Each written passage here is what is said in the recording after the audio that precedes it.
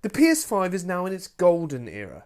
Every generation has had one, and I think now the PS5 is getting to that point. When the new generation of consoles comes out, there's normally a little bit of crossover between switching the consoles over, and that time is coming to an end, I think. Support for the PS4 is unlikely to go past 2024. Obviously, the console is now coming up to its 10th birthday this year, and that means developers are going to stop throttling their games to be able to offer PS4 support, and we're going to start seeing the PS5 really hit into its own with the people and developers making the most of what they have in front of them. But before I go any further in this video, I would like to address some of the comments I've been receiving. I've had some comments comparing my looks to a certain couple of celebrities, and honestly, I have to say thank you. Look, Tom Hardy is a beautiful man, and the fact that you're comparing me to him, well, it warms my heart. Now, as much as the comments comparing me to Neville Longbottom sort of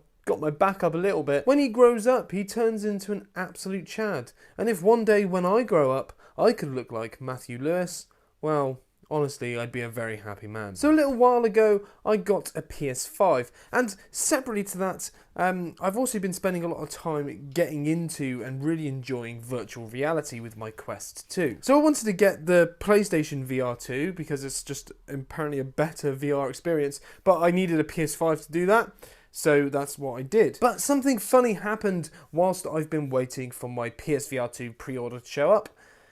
I've fallen back in love with gaming. So firstly, only having owned an Xbox since the 360 came out all those years ago has meant I've missed out on a massive load of PlayStation exclusive games. So since getting the PS5, I've rushed my way through... What the...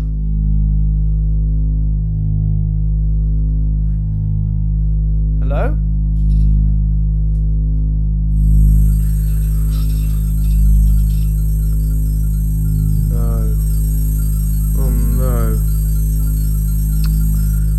They have everything. They've seen everything. Have you been surfing the web on those dodgy sites again? No.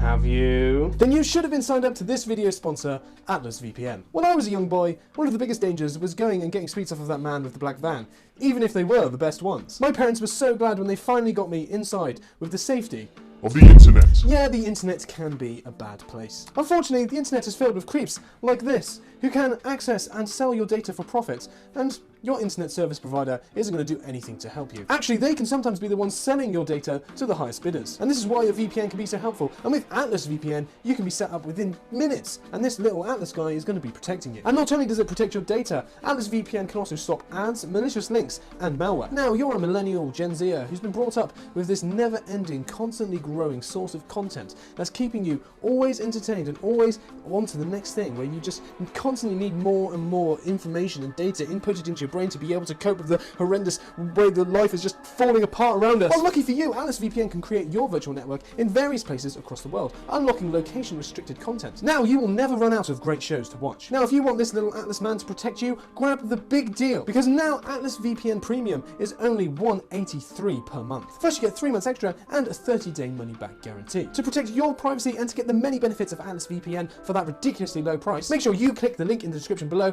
Be quick, it's a limited time offer. Thank you to Atlas VPN for sponsoring the video, and thank you for checking out Atlas VPN. So, since getting the PS5, I've rushed my way through God of War, and now I'm playing through God of War Ragnarok, which is an utterly beautiful and just really fun game to play. I wanted to sort of play the PS5 version of God of War, which is Ragnarok, so I did rush my way through the first one a little bit, and I wish I took my time a little bit more because there was obviously a lot there on offer which I sort of skipped through. But I have to say, these games are just amazing. They are beautiful. They're exploring the sort of Norse mythology side of things, going away from the Greek stuff that was with the original games that I didn't play because obviously I had an Xbox. Honestly, absolutely incredible fun. The combat on it is really good. It's challenging.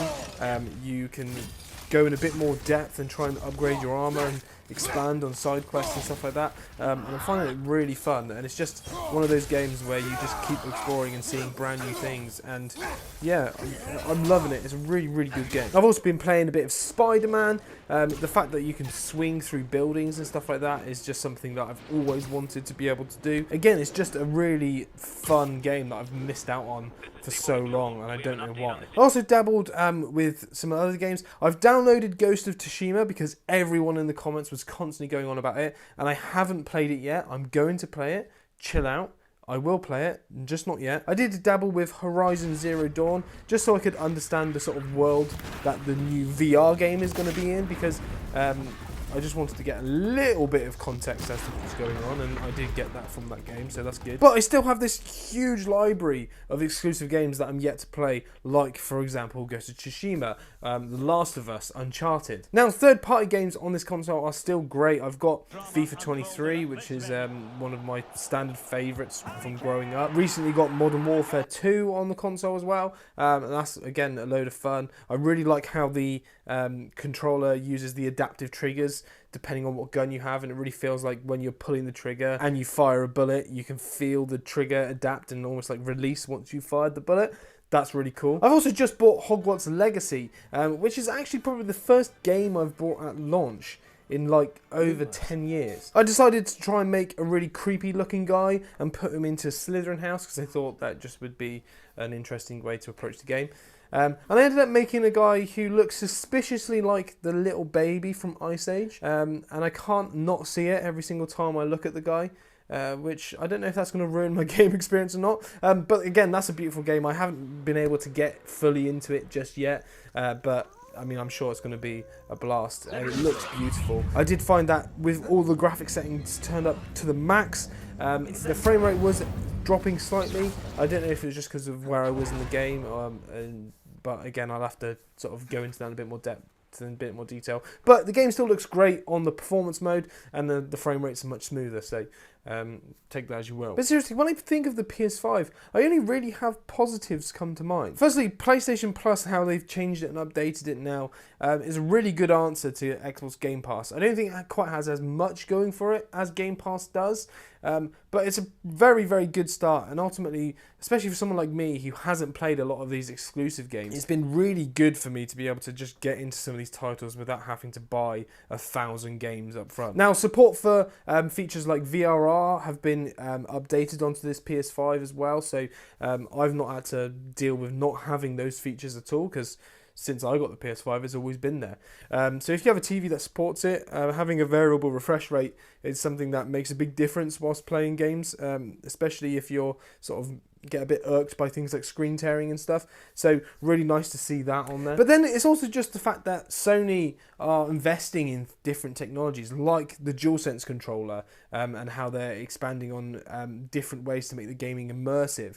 And even the fact that they're putting money into virtual reality. Like, I'm a big fan of virtual reality gaming. I think it's just a massive transformation on how you can see games, and the fact that they're putting more money after the PlayStation VR 1 and they're trying to upgrade it, make it better, and to take advantage of the sort of the power they have with the PlayStation, that's a really exciting thing to see. I mean, ultimately, it's like everything I want from gaming is in the Sony PlayStation. Do you know what I mean? So I don't need to go between my Xbox and my PlayStation or my Quest anymore. I can do everything just in one space, and I'm a big fan of that. One of the things I'm most excited for with the virtual reality gaming is actually Gran Turismo 7. There's a free update to Gran Turismo 7, so if you're getting the PSVR 2, it will just it'll work with virtual reality, and that's the full game. The full game supports it, so you can play every single part of Gran Turismo 7 in virtual reality as if you are sat in the car driving it, and I am very, very excited to have a high-end driving simulator in virtual reality in your living room. That is going to be absolutely awesome. But imagine that. Imagine getting like a steering wheel plugged into your PS5 with your virtual reality headset playing Gran Turismo. That would be an absolutely incredible experience, and I'm all for it. So I only see great things happening with the Sony PlayStation and the PS5. But then saying that, I also get loads of comments just saying that the PS5 is really bad. and people don't like it, and it confuses me because I just don't see that. Like, yeah, I get it's probably going to be outperformed by a gaming PC that costs twice as much, but like, obviously. But honestly, I just don't know what you could actually dislike about this thing. I mean, it's a bit big, I guess. Actually, if you have made it this far in the video and you're still watching, comment down below. 1, if you have a PS5 and you love it, what do you love about it? 2, if you have a PS5 and you don't love it, or if you had one and you got rid of it, why? And 3, if you haven't got a PS5 yet and you're looking to get one, what's the reason why you haven't done it yet? Is it the cost of it? Is it the availability? Or is it just that you're not liking what you're seeing? Let me know in the comments. I really am interested to know, because honestly, I cannot see that many good reasons. This is a fantastic machine, and I'm absolutely massively chuffed with it. And guys, remember, head down in the description to get your big deal from Atlas VPN.